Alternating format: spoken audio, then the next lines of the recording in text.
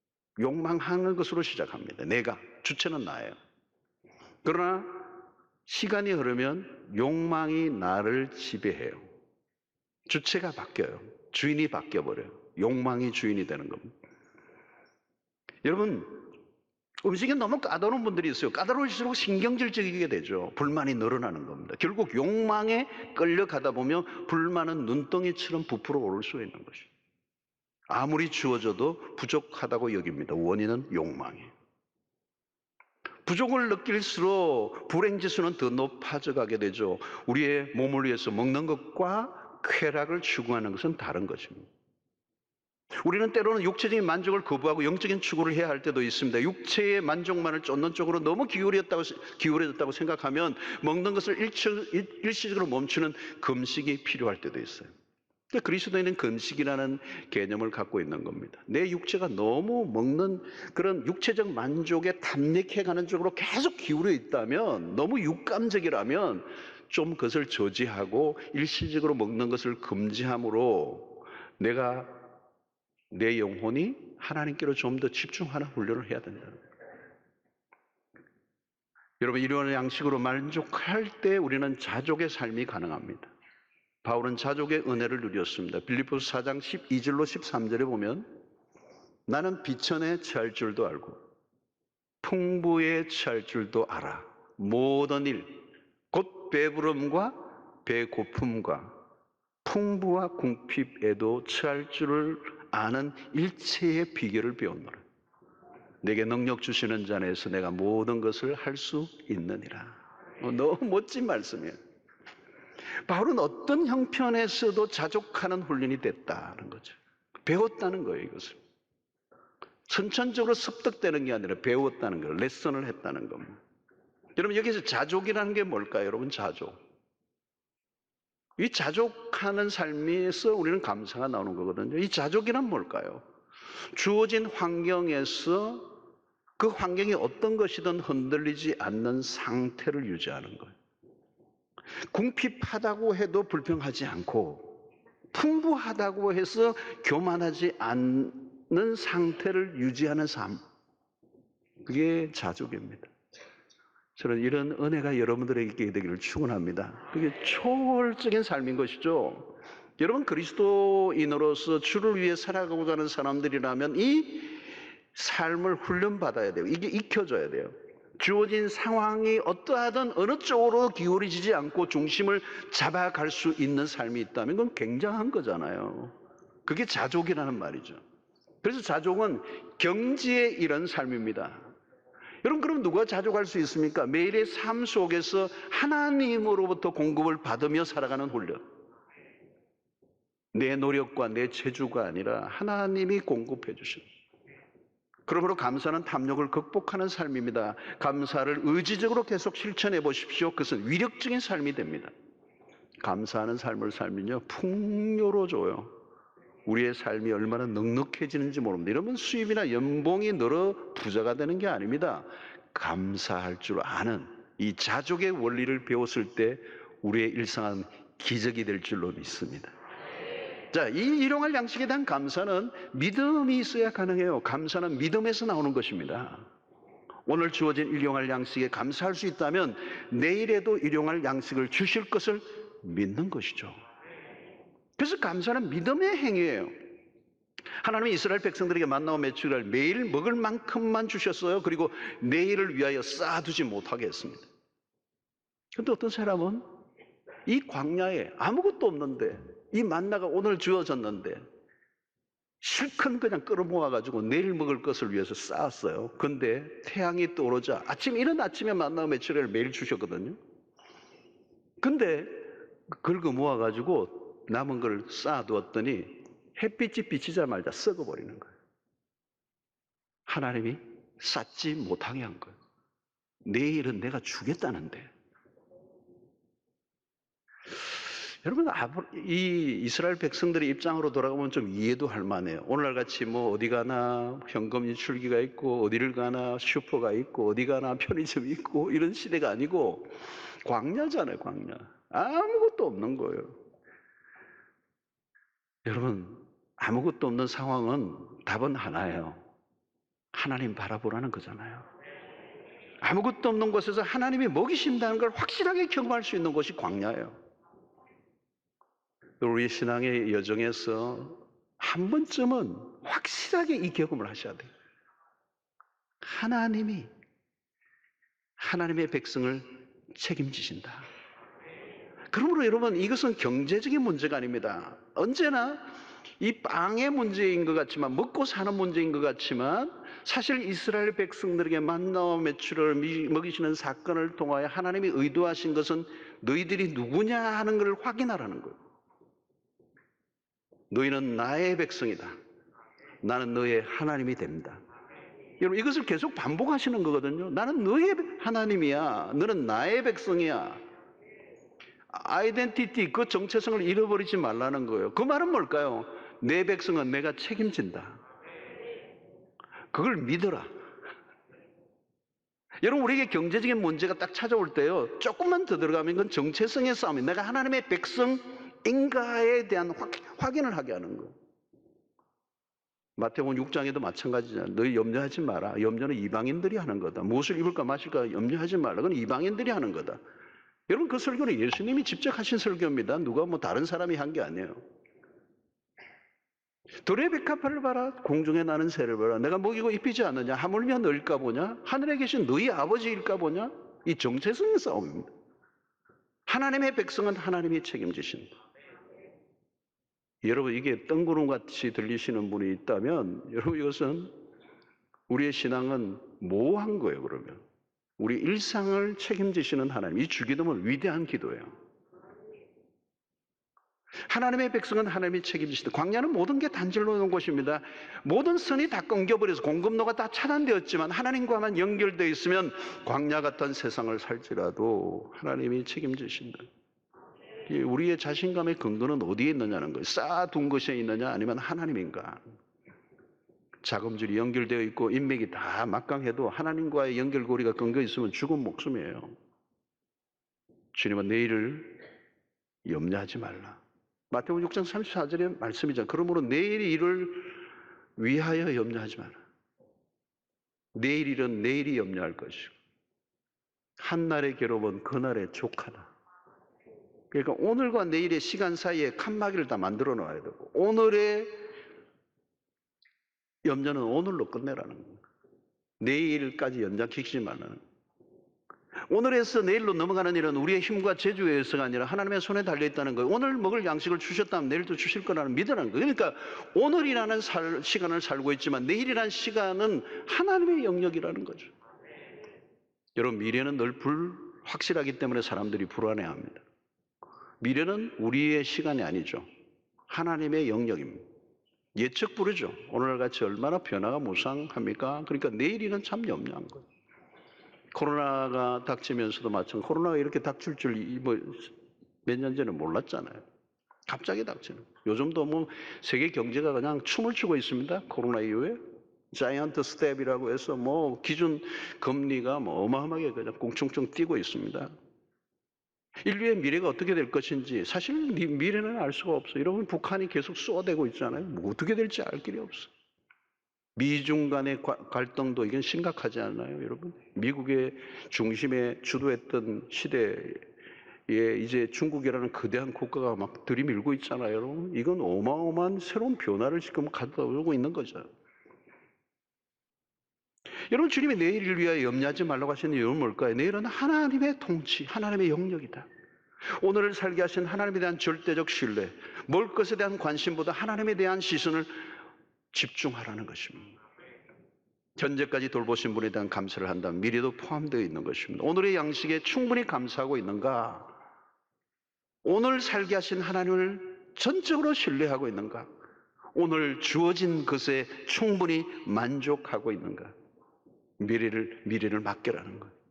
생전의 문제로 염려하고 산다면 우리는 식탁의 기도수부터 다시 시작해야 하는 것입니다. 자, 오늘 우리에게 일용할 양식을 주시옵고, 이 말은 밥은 실존적인 문제죠. 밥을 먹지 못하면 죽습니다. 결국은 밥이죠. 참 밥이죠.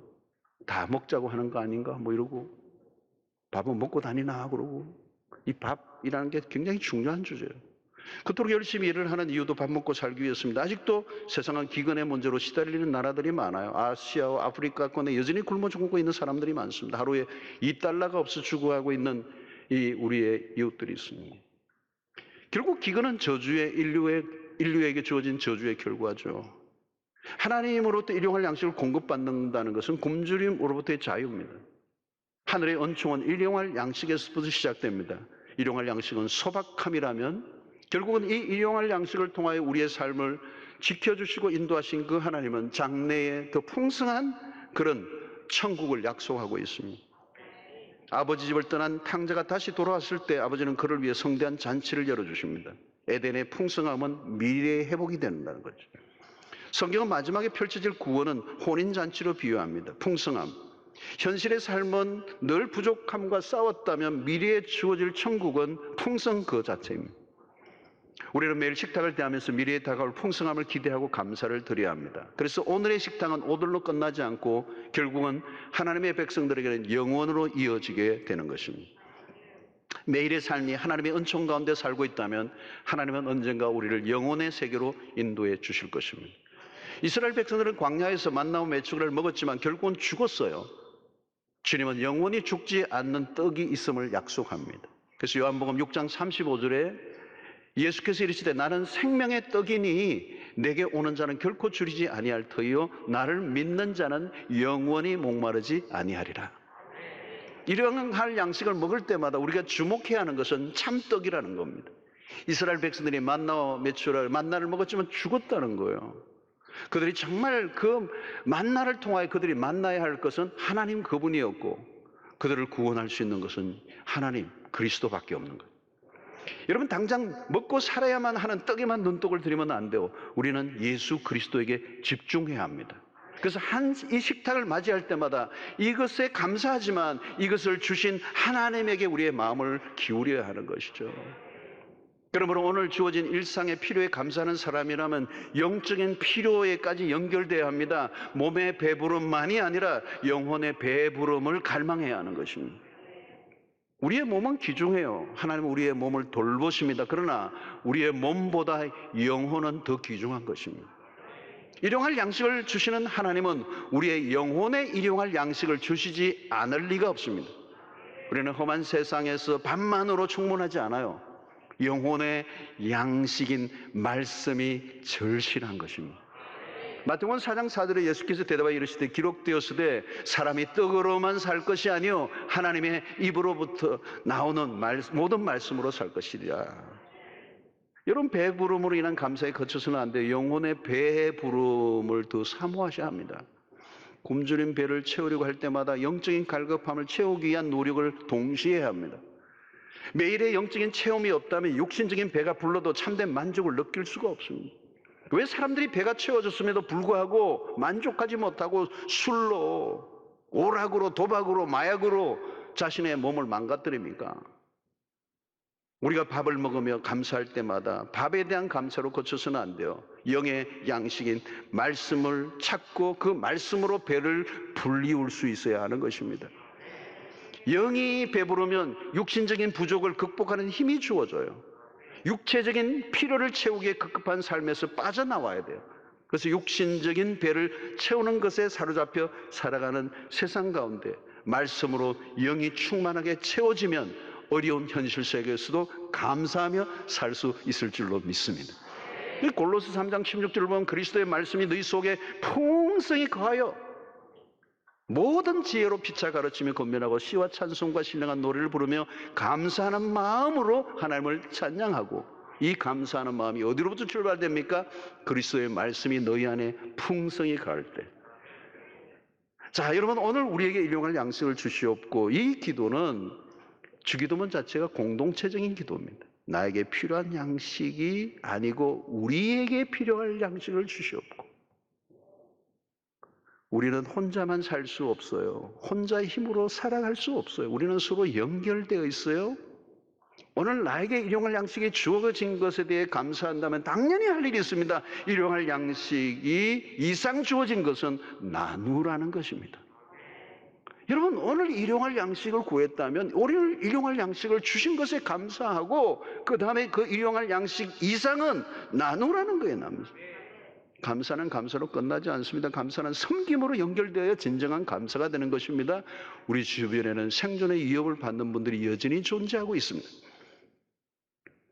자, 우리 교회가 해마다 이 추수감사절 기간에 쌀을 모으는 일들을 열심히 하고 있습니다. 올해도 했어요. 해마다 했는데 해마다 이걸 해가지고 이제 우리 이웃들, 연약한 교회들, 다문화 가정들, 지금도.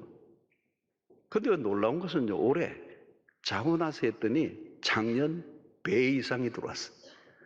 그리고 로비에 쌓아놓은 건 다가 아니에요. 또 헌금으로 낸 분들도 있어가지고 이게 너무 넘쳐요. 너무 넘쳐. 우리가 경제적인 여건이 지금 코로나를 지나면 쉽지 않은데 이렇게 풍성하게 참여하신 것을 보면 우리의 영혼이 풍성해졌다는 거 아니겠습니까? 성도들의 풍성한 참여로 인해 이웃들에게 풍성하게 흘러보내겠죠. 아무리 많아도 나 혼자만 먹을 수도 없어요. 내가 먹지 않은 것은 남은 것이 그대로 있지 않습니다. 남겨둔 것은 누군가의 손으로 넘어가게 돼 있어요. 중요한 것은 내 손에 있을 때 자원하여 나눌 것인가 아니면 어쩔 수 없이 누군가의 나와 상관없이 타에 의해서 가져갈 것인가. 여러분, 나의 것이라는 소유의식이 강하면 집착하게 됩니다. 집착할수록 내어놓기 힘듭니다. 감사는 집착으로부터의 자유예요. 하나님께서 우리에게 일용할 양식을 주신 것은, 이상을 주신 것은 책임이에요. 그건 청지기적 사명이죠. 청지기 의식이란 본래 뭡니까? 내 것이 없다는 의식이에요. 나보다 우리를 더 생각하는 거죠. 여러분, 나만 배가 부르면 안 되는 것입니다. 샬롬이라고 하는 것은 뭘까요? 모두가 배가 부를 때 샬롬이 일어나는 것입니다. 그 사도행전의 전반부에 일어나는 사건이 그죠. 아무것도 자기의 것을 자기 것으로 여기지 않고 사도들의 발 앞에 재산을 내어놓고 유무상통하고, 그러니까 그들 안에 핍절한 자가 아무도 없었다. 이게 샬롬이에요. 성령의 역사가 일어날 때 그들에게 일어난 것입니다. 그래서 우리는 감사의 결론은 나눔으로 연결되어야 하는 거예요. 하나님 우리의 주변을 돌아보게 하시고 적절하게 분배하는 일을 맡기셨다는 거예요.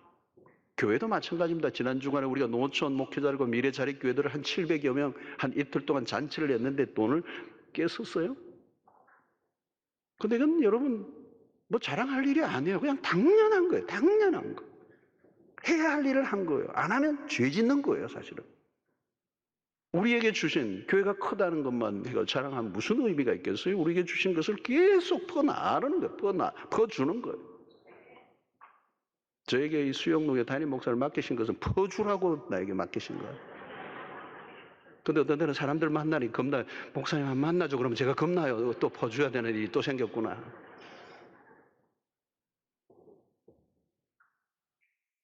여러분, 지금도 여전히 우리의 연약한 이웃들이 많습니다. 지난 주간에도 우리 교육자들, 남자 교육자들하고 이 연탄. 부산에 이런 연탄 떼는 동네가 아직도 많이 있어요. 여러분. 감천도 말해서 얼마나 고바인지. 등산하는 것 같더라고요. 등산하는 것. 그 위에 무슨 또 연탄 떼는 분들이 다 고지대에 있으니까. 그리고 좁은 골목이에요. 그냥 막 지게 메고 가기도 한 사람 지나갈 만한 거예요. 미로요. 부산에 연탄 떼는 분들이 1000가구 정도 있어요. 1000가구. 하나 무게가 3.65, 850원. 자기가 직접 가져가면 1200원. 우리 아이들은 이 귀뚜라미 보일러 세대는 연탄이 뭔지도 몰라요. 이게 가장 어려운 이웃들이 있어요. 그 옆에 가서 또 배식을 또 우리 음식을 만들어가 배식도 이때도 할머니들, 할아버지들도 독거노인들 하는데, 독거노인 돌아가시면, 혼자 사시면 돌아가시면 그 집이 폐가예요. 그럼 없어져요. 그분들은 나누는데, 그 나눔입니다. 나눔. 이게 기독교 신앙의 핵심이죠. 나눔은 소극적인 행위가 아니에요. 나만의 감사로 끝나면 안 된다는 거예요. 오늘날 나에게 일용할 양식을 주옵시고 아니에요. 우리에게 일용할 양식을 주옵시고. 이 나눔은 감사의 절정이고, 이 나눔이 정의를 실천하는 거예요. 머리에 띠를 띠고 구호를 외치는 것이 정의가 이루어지는 게 아니에요. 감사는 사람을 통하여 정의가 실현되는 것입니다. 감사절은 이웃을 돌아보는 시간입니다. 빈부의 격차, 이것은 운동이나 이념이나 혁명으로 이루어질 수 있는 게 아니에요. 영적 부흥이 일어나야 돼요. 사도행전의 역사가 일어나요. 오순절의 성령의 강림의 역사가 일어날 때 일어난 것이죠. 자, 오늘 주기도문에 일용할 양식 안에는 심오한 교훈이 숨어 있습니다. 여러분, 주기도문을 급하게 형식적으로 엎드리고 끝내지 마십시오. 하루 3번의 식사 기도를 할 때마다 영혼의 긴 호흡을 하며 신중하게 들여보세요. 밥을 먹을 때 허겁지겁 배를 채우기 위한 목적으로 승하니가 일용할 양식을 허락하신 하나님을 향해 충분히 감사의 기도를 들어보세요. 밥보다 오늘 양식을 허락하신 하나님에게 시선을 고정해 보세요. 우리는 매 순간 하나님의 도우심이 필요한 존재입니다. 우리는 우리의 힘으로 먹고 살아가는 게 아니에요. 오늘 인류도 마찬가지입니다. 물질력 중심으로 중심적 삶으로 흘러가기 쉬운 시대, 감사가 심각하게 결여된 시대를 우리가 살고 있습니다. 가만히 보면 물질이 부족해서 불행한 것이 아니에요. 감사의 결핍이 불행을 가져온 것입니다. 가만히 보십시오. 식탁에서 드리는 기도는 우리의 삶에 많은 무너진 것을 다시 반듯하게 회복시켜주는 힘이 있어요. 이 주기도문이 그런 역할을 하는 겁니다. 그래서 식탁에서의 영성은 우리의 삶을 회복시켜주시는 거예요. 감사는 여러분, 모든 것을 이겨낸 사람이에요. 초월적 삶이 감사 충만입니다. 삶의 모든 것을 끌어안을 때 감사가 가능합니다. 감사하는 사람은 승리한 사람이에요. 감사하는 사람을 당할 자가 없어요. 그런 다른 차원의 삶을 사는 것입니다. 우리가 진정으로 감사할 때 샬롬이 일어나고 그곳에 천국이 시작되는 줄로 믿습니다. 추수감사절의 주기도문을 마음에 담아 천천히 외워보십시오. 더 중요한 것은 주기도문을 열심히 외우는 것만으로는 안 돼요. 주기도문의 정신과 주기도문의 원리를 따라 살아가고자 결단할 수 있기를 바랍니다. 주기도문은 대단한 기도예요. 주기도문을 따라 살면 개인의 신앙만이 아니라 세상이 회복되는 역사가 일어날 것입니다. 오늘 우리는 식탁의 자리에서 하루 3번 우리의 영성의 진면목이 드러나야 할 시간입니다. 오늘 우리에게 일용할 양식을 주시옵고 먹고 살아가는 일상의 작은 것들이 하나님으로부터 온다는 사실을 배우고 우리는 빵보다 하나님에게 시선을 고정하며 오늘 또 우리의 주어진 상황이 어떠하든 하나님이 허락하신 최상임을 믿고 그분을 따라가는, 그래서 내 욕심만으로 무엇인가 이루기 위해서 악을 쓰고 살아가는 인생이 아니라 감사는 힘을 빼는 거예요. 그분이 행하시는 일에 나는 인조이하고 누리고 그리고 나에게 주신 것들에 대한 깊은 감사뿐만 아니라 그 감사를 이웃에게 표현해낼 때 우리에게 공급하신 그 공급은 끊임없이 우리에게 계속될 것이며 우리를 통하여 또 다른 사람을 축복되게 하실 줄로 믿습니다. 다윗은 시편 23편에 내 잔이 넘치나이다. 그는 흘러넘치도록 부어주셨습니다. 영어 단어로 overflow라는 흘러넘친다. 이 흘러넘침은 뭘까요? 나만 아니라 내 주변까지 채워주시게 하시는 은혜가 우리에게 있는 줄로 믿습니다. 매일 3번 감사기도 하나님 앞에서 의미 있게 드릴 때 우리의 신앙은 회복되게 될 줄로 믿습니다.